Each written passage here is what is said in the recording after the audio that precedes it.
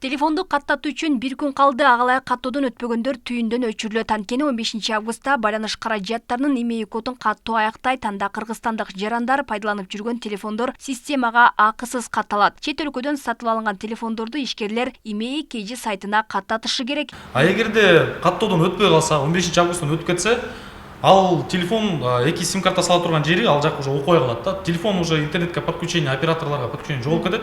Болгону эле буну планшет катары колдонсо болот да. Андан тышкары каттоону көрүш үчүн ООО тиркемесинен Мегапэй же болбосо баланс KG'ден көрсө болот, имей коддордун терип. Телефонду каттоодон өткөрүү милдеттенмеси 25 июндан кийин өлкө аймагына алынып келинген смартфондорго гана тиешелүү. Учурда эл колдонуп жаткан мобилдик телефондорго эч кандай таасири тийбейт. Тактап айтканда, каттоо талабы сырттан алып келип саткандарга коюлууда. Учурда уюлдук телефон сатуучу жайларга смартфонду идентификациядан өткөргөндөн кийин гана сатууга уруксат. Бул система ишкерлерге башында кыйынга турганы менен учурда жолго салынып калганын айтышат. Бул телефон 14 Pro болуп эсептелет. Корея өлкөсүнөн келген. Азыркы учурда негизи билсеңиз керек, 25 июндан бери ар бир жаңы келген телефондорго милдеттүү түрдө каттоо керек. Бул телефон каттоодон өткөн. Текшерип карап көрсөңүз болот.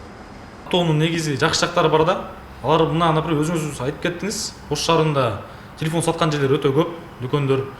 Анан кандай десем, орусча айтканда контроль жок. Ал жактан контрабанда келгенде телефондор сатылып кетиши мүмкүн. Ал жактан урдалганда телефон сатып кетиши мүмкүн.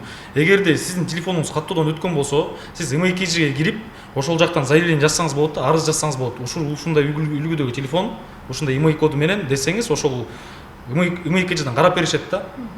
Оңой эле болду. Башында түшүнбөй жатканбыз. Кандай кылсак болот, сатсак болобу же болбойбу, сатып алып дагы эртең кандай десем, телефон өчүп калышы мүмкүн дегенде маалыматтар келип аткан. Азыр болсо регистрация менен эч кандай көйгөй жок.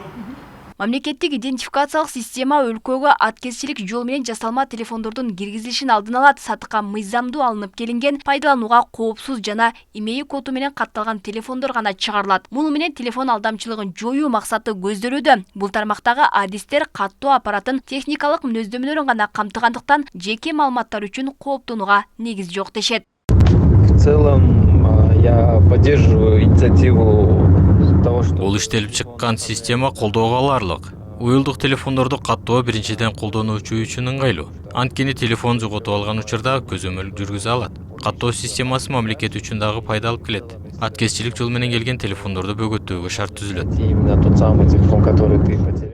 Идентификациялуу оператордун маалыматы боюнча телефондордун имей коддору сакталган базага УКМК кызматы ээлик кылат. Эгер уюлдук телефон уурдалган учурда милицияга арыз түшсө, анда ички иштер кызматкерлери уурдалган телефонду аралыктан өчүрүп кое алышат. Имей код сим-карта менен иштеген ар бир чөнтөк телефонго ыйгарылган эл аралык уникалдуу номер. Уюлдук телефондун имей кодун телефонуңуздан жылдызча торчо 06 торчо деп терип билсе болот. Алмагүл Эркебай кызы, Эркинбай Бакиров, Ош ТВ.